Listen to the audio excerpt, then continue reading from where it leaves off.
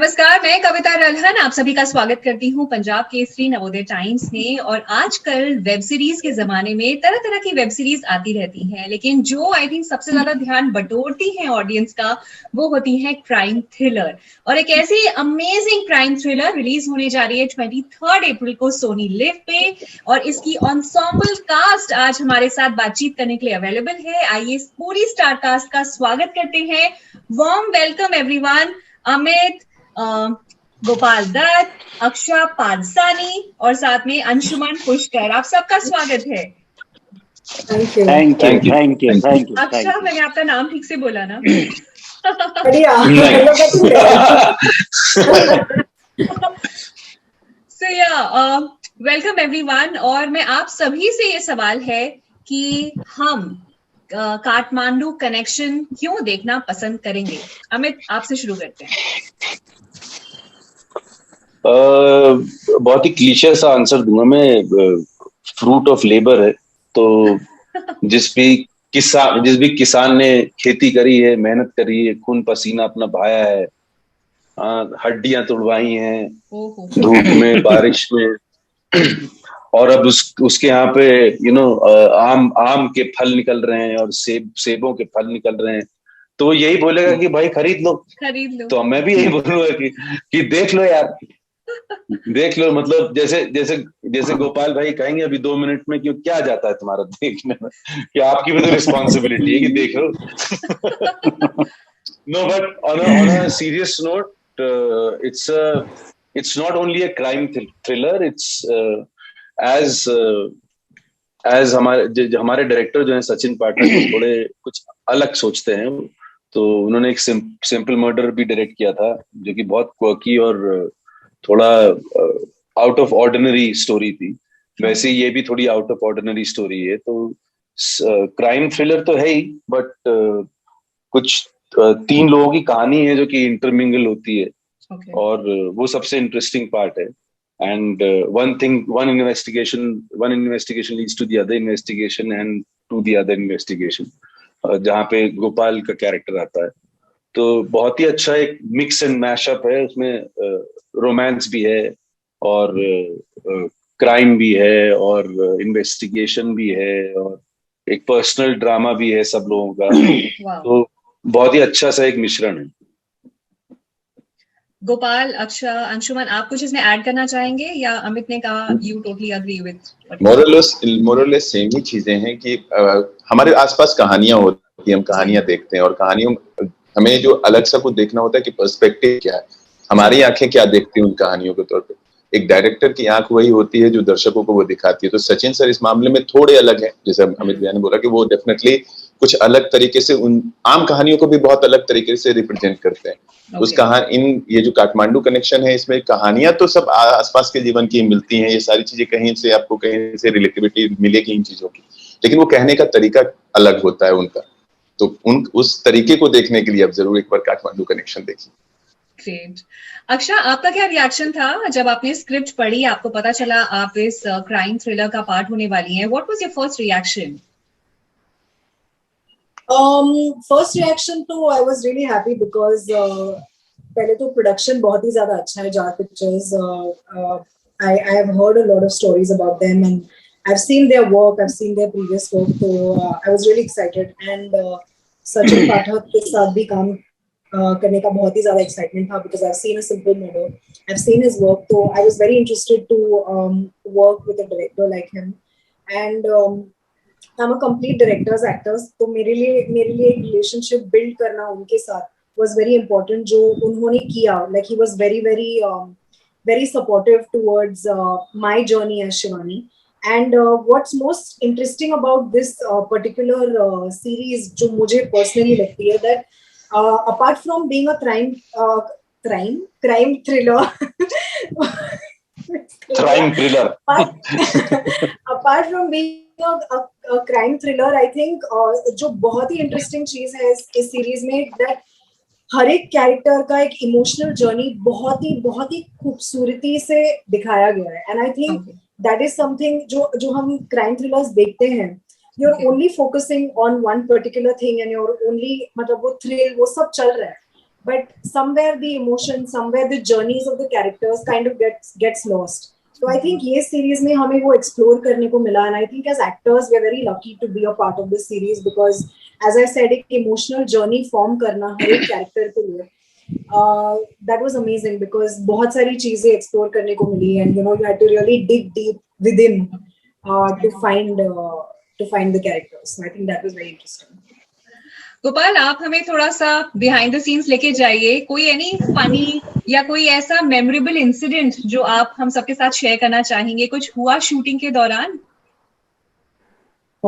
ऐसा तो मुझे कुछ नहीं है याद। हम तो बहुत नॉर्मली शूटिंग कर रहे थे, कोविड टाइम था तो थोड़ा सा सब लोग डरे हुए थे, प्रिकॉशंस थे सब, ऐसा मतलब बट क्योंकि हम सब पहले काम कर चुके, मैं अमित और सचिन और द होल प्रोडक्शन टीम, हम सब साथ में काम कर चुके थे, तो एक दोस्ती, एक अच्छा सा माहौल, साथ में बैठ के खाना, ऐसा नहीं कि सब अपने अपने वैन्स में बैठे हुए हैं, वैनिटी वैन्स में सब एक साथ बैठ के खा रहे हैं, बातें कर रहे हैं, उस तरह से बहुत अच्छा माहौल था।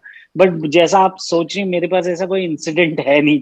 मेरे पास काफी सारे, बताओ। बहुत सारे, मतलब हमारे को एक्टर है, बहुत बहुत बड़े एक्टर है, बहुत खूबसूरत एक्टर है, हमारा सीन चल रहा था और उसमें हथकड़ी यूज की गई थी।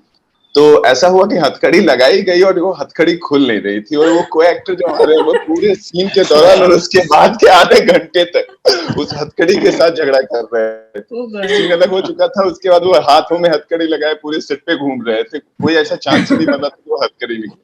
अमित भैया कौन थे वो? पता नहीं, याद सा नहीं आ रहा यार। मैं ही था शायद यार। और एक बार ऐसा हुआ कि हम लोग वहां एयरपोर्ट पे शूट कर रहे थे और एक फाइट सीक्वेंस था। वहां पे सडनली ऐसा होता है कि फाइट सीक्वेंस के दौरान हमारे सेट के लोग हैं और एक्शन के लोग आए हुए थे। उस बीच में पता चलता है कि एक आदमी आता है और हमारे सेट के एक इंसान को मारता है, तो लगता है कि सीन के दौरान वो सीन है। सडनली वो सेट का इंसान ढूंढ रहा होता है कि वो बंदा कौन था जिसने इतनी जोर से मारा। तो सडनली उस फाइट सीन में वहां पे कोई बाहर का आदमी आया और उसने हाथ साफ किया और निकल गया वहां पे। ये एक्चुअली हुआ? एक्चुअली में हुआ, मुझे याद है। This is funny. सब तो थे वहां पे। गोपाल जी, आपको बाकी नहीं पता? मैं उस दिन नहीं था, मैं उस दिन नाइस। अच्छा, हाइंडसाइट फनी लग रहा है, लेकिन था नहीं फनी इतना जब हुआ था ये। I am sure. अच्छा अंजुमन, तेरे बड़े सैडिस्ट तरीके हैं फन के यार। तू हंस रहा है यार। आपने काठमांडू में भी शूटिंग की है? काठमांडू कनेक्शन है नाम वेब सीरीज का। बिल्कुल की है। शेयर, कैसा था आपका एक्सपीरियंस पूरी टीम का? यार मैं एक दो बार पहले भी काठमांडू जा चुका हूँ, बट वो थोड़ा बहुत पहले गया था जब मैं बच्चा था, और मतलब उसके बाद जवानी की दहलीज पे कदम रख रहा था उस टाइप के दिनों अभी में। कौन सी दहलीज पे आप? अभी तो मिड लाइफ क्राइसिस चल रहा है बहुत बुरी तरह से। लेकिन बहुत ही अच्छा शहर है यार। काठमांडू, जवानी में काठमांडू और मिड लाइफ में काठमांडू कैसा रहा? बहुत अच्छा रहा, और एक्चुअली क्योंकि अब थोड़ा अक्ल आ गई है चीजों को समझने की, और ये वो। एंड कोविड टाइम्स में आप शूट कर रहे थे, पैंडेमिक में, सो कुछ चैलेंजेस थे उस टाइम पे शूट करने के बाहर? यार चैलेंजेस तो ऑब्वियसली होंगे, वो तो काठमांडू में नहीं तो वो कहीं पे भी होंगे जी। But I think the team was mentally prepared कि ऐसा कुछ ना कुछ तो होता रहेगा। ओके। सो छोटे मोटे चैलेंजेस होते थे, बट ऐसा कुछ ग्रेव नहीं हुआ कि वी कुडंट ओवरकम इट। अच्छा, मैं आप सभी से ये सवाल जानना चाहती हूँ कि ओटीटी के आने से एक्सपेरिमेंटेशन बहुत ज्यादा बढ़ गया है कंटेंट को लेके। So what's your take? Is it a good thing? और ये बॉलीवुड फिल्म्स में अब तक ऐसा क्यों नहीं होता आया? हिंदी फिल्म इंडस्ट्री में कहीं ना कहीं फॉर्मूला सेट होता है फिल्मों का, एक हीरो हीरोइन और फिर उसके बीच में कोई बैकड्रॉप स्टोरी डाल देते हैं, पर ये फॉर्मूला जो है ये ओटीटी प्लेटफॉर्म्स पे नहीं है, which is a very good thing I personally believe. आप सबका क्या मानना है?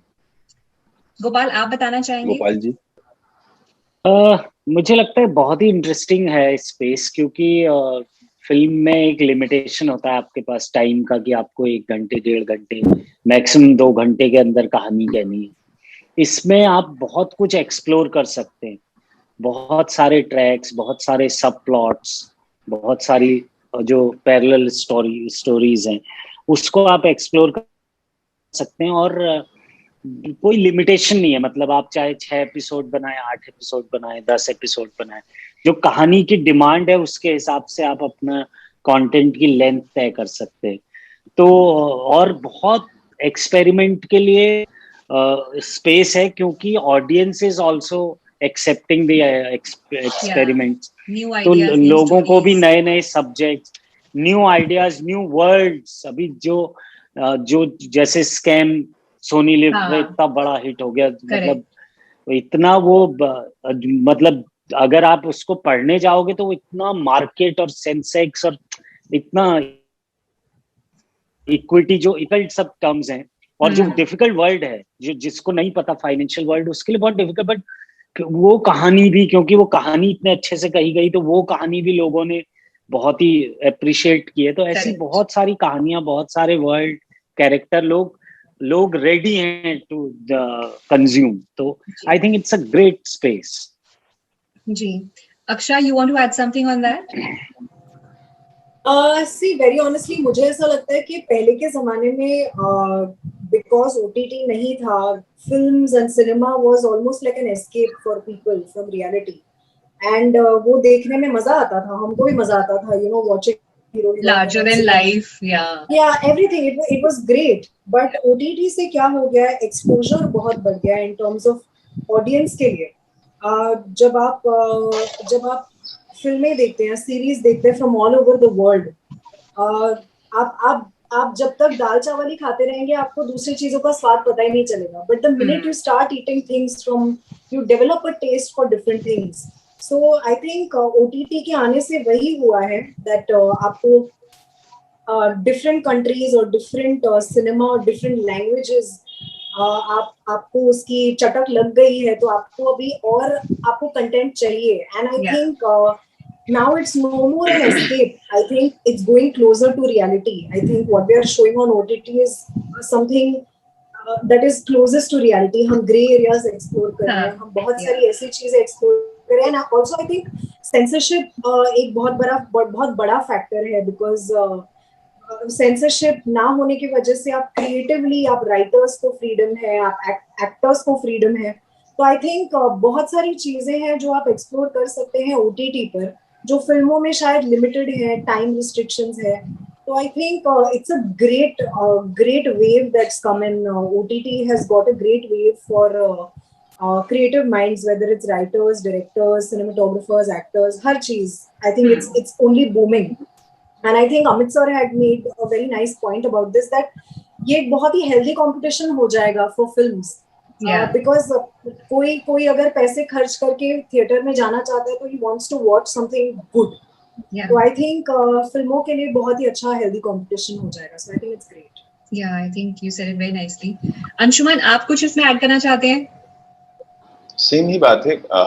अब आप समझ ही गई हैं कि सारे लोग जानते ही हैं कि 9 रस में जीवन बसता है।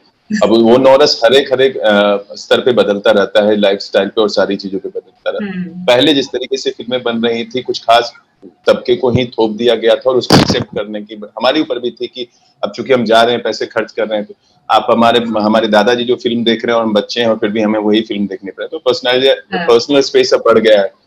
टेक्नोलॉजी बढ़ी है, तो मोबाइल अब हमारे पास, एक टीवी में पूरा खानदान देखता था, अब हमारे पास मोबाइल बच्चे के पास, तो वो उसके हिसाब से चॉइसेस बढ़ी। तो वेरिएशन है हमारे पास, उस वेरिएशन को ढूंढने के लिए OTT ने बहुत अच्छा एक प्लेटफॉर्म दिया है कि जिसके थ्रू हम सारी चीजों को एक्सप्लोर कर सकते हैं। तो ना सिर्फ दर्शकों के लिए बल्कि मेकर्स के लिए और प्रोड्यूसर के लिए, सबके लिए अपने अपने स्तर पे एक बड़ा सा मार्केट ओपन हुआ है, बड़ा सा कैनवास ओपन हुआ है जिसमें कहीं भी वो अपने आप को फिट कर सकते हैं। करेक्ट।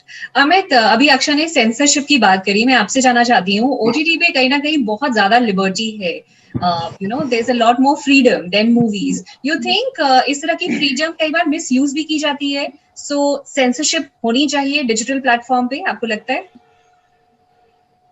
यार मैं मतलब इसमें तो मुझे नहीं पता, मैं इसमें जजमेंटल नहीं हो सकता कि होना चाहिए कि नहीं होना चाहिए, बट पॉइंट ये है कि हम लोग ये आई थिंक ह्यूमन कंडीशन है कि आपको, मैं मतलब मुझे ना हमेशा से लगता है कि how much freedom is freedom, you know, कि सब सब हम सब ना फ्रीडम की बात करते हैं, but how much freedom is freedom. तो जब हम लोग को एब्सोल्यूट फ्रीडम मिलता है तो हम ही में से ह्यूमन कंडीशन ऐसा है कि कुछ सोशियोपैथ्स हो जाते हैं, कुछ साइकोपैथ्स हो जाते हैं, कुछ इस तरीके के लोग हो जाते हैं। चलो वो तो एक्सट्रीम केसेस हो गए, बट आई थिंक एक एक सर्टन सेंस ऑफ कंट्रोल जो है वो इंसान को अपने ऊपर रखना चाहिए कि भाई मैं अगर ये कुछ दिखा रहा हूँ तो इसका कुछ मायने होना चाहिए, इसका कुछ मतलब होना चाहिए, specially with relation to showing sexual stuff or swear words और गाली गलौज, अगर वो स्कीम ऑफ थिंग्स में ऑर्गेनिकली फिट हो रहा है तो उसकी इजाजत होनी चाहिए। और अभी दुनिया जो है बदल गई है, और आप बेसिकली आप डिस्क्लेमर्स दो पहले कि ये मतलब इतने इतने, जैसे बाहर के फिल्मों में होता है PG-13, PG-15, 16+, 17+, 18+, और इनफैक्ट वो लोग तो शोज के नीचे लिखते भी हैं कि ये मतलब इसमें सेक्सुअल सीन्स हैं या सब्सटेंस अब्यूज है या फिर ये फैमिली ड्रामा है। तो आई थिंक वो आई थिंक मेकर्स को ही अपनी तरफ से ऐलान करना चाहिए। और अभी तो इंटरनेट का जमाना है यार, बाकी आप रोकने पे आ जाओगे तो आप कुछ भी नहीं रोक सकते हो। तो आई थिंक हम लोगों को अपनी तरफ से भी, मेकर्स को भी और सब लोगों को थोड़ा सा एक उस तरीके से रेस्ट्रेन रखना चाहिए कि क्या मैं ये गिमिक के लिए कर रहा हूँ या मुझे एक्चुअली ये मेरी स्टोरी में जा रहा है ऑर्गेनिकली। बहुत ही थिन, ये बहुत थिन लाइंस हैं ये, तो इसमें जजमेंटल तो हो ही नहीं सकते। आप किसी ने कुछ बनाया तो उसके बाद आप देख के बोल सकते हो कि भाई मतलब एक सेक्शन को हो सकता है ज्यादा लगे, एक को लगे कि नहीं नहीं ये ऐसी तो होता है, और वही सारी चीजें चल रही हैं। तो ये यिन एंड यांग वाला जो टसल है ये किसी भी स्फीयर में चलता है लाइफ के, और वो हमेशा चलता रहेगा। तो आई थिंक बड़ी नेचुरल सी चीज है वो, तो देखते हैं क्या निकलता है इससे। ग्रेट। मुझे अंशुमन आपसे आखिरी सवाल मेरा, अपने इस रोल के बारे में, काठमांडू कनेक्शन में जो आप किरदार निभा रहे हैं उसके बारे में कुछ बताना चाहेंगे? मैं इसमें सनी शर्मा का रोल कर रहा हूँ। ये कैरेक्टर है एक, देखिए आम इंसान किसी भी तरीके से उसको रखता है, किसी भी उसका एक होता है, एक आम इंसान का तरीका होता है चीजों को देखने का। तो इस कैरेक्टर में मुझे पर्टिकुलरली मुझे जो सबसे ज्यादा अच्छी चीज लगी थी कि ये कैरेक्टर ग्रे शेड में नहीं, इसके थॉट्स ग्रे शेड में नहीं है कि ये इधर जाएगा उधर जाएगा। इसे चीजें बहुत क्लियर दिखती है, इसके भावनी, इसके भले ही वो सोसाइटी के नॉर्म्स में फिट नहीं बैठता है कि उसे अच्छा बोला जाए या बुरा बोला जाए, उसे बुरा ही कंसीडर किया जाएगा, लेकिन इंटरनल जो इसके थॉट्स हैं ये बहुत क्लियर हैं, चाहे वो प्रेम के प्रति हो, घृणा के प्रति हो, इच्छा के प्रति हो, या रिवेंज या हेट के किसी भी तरीके। तो इस कैरेक्टर के साथ जो मुझे खास चीज ये लगी थी कि इसके इमोशंस बहुत क्लियर हैं हर एक चीज को लेके, जो मुझे बहुत पसंद आया था। और देखिए कैसा मैंने इसको किस तरीके से रिप्रेजेंट किया है। ट्रेलर देख के तो बहुत अच्छा लग रहा है। इनफैक्ट जो पीछे म्यूजिक भी आ रहा है, आई थिंक रेखा भारद्वाज की आवाज है वो, जो ट्रेलर में बैकग्राउंड म्यूजिक एक आता है, सॉन्ग आ रहा है। नहीं रेखा जी की नहीं है, लेकिन वो गाना स्नेहा खानवलकर ने किया है। ओके। और हाँ वो कोई पर बड़ा अच्छा ऐड कर रहा है वो, आई थिंक उस पूरे म्यूजिक के साथ। ट्रेलर देख के बहुत अच्छा लगा, एंड आई एम श्योर सभी लोग बहुत एक्साइटेड होंगे। 23 अप्रैल को सोनी लिव पे ये वेब सीरीज रिलीज होने जा रही है, काठमांडू कनेक्शन, ये देखना मत भूलिएगा। And thank you so much everyone, Punjab Kesari Navodaya times पर बातचीत करने के लिए बहुत बहुत शुक्रिया आप सभी का। Thank you. Punjab Kesari Navodaya times पे ये थी काठमांडू कनेक्शन की स्टारकास्ट। रिलीज होने जा रहा है काठमांडू कनेक्शन सोनी लिव पे 23 अप्रैल को, देखना मत भूलिएगा। Thank you so much.